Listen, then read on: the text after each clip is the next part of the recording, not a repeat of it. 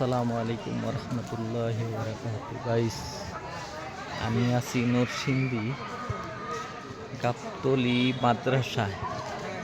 যে নরসিংদী গাবতলীর গাব গাছের ঐতিহ্যবাহী গাব গাছ, এই গাব গাছের উপর ওইটা আপনাদের সামনে হাজির। এই গাব গাছটা অনেক পুরানা, এই জন্য এই গাবতলী মাদ্রাসা নামকরণ হয়েছে এই গাব গাছের ইতিহাসে। আমি কষ্ট করে এই গাব গাছের উপরে উঠছি। এই যে আমি গাব গাছের উপরে দাঁড়াই আছি, গাব গাছের উপরে দাঁড়াইয়া ভিডিওটা শুরু করলাম।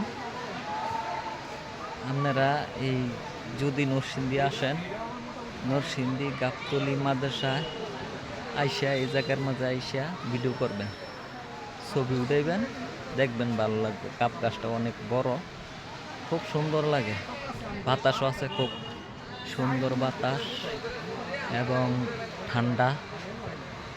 গাব গাছটা অনেক বড়, চতুর্দিকে এই যে ছড়ানো।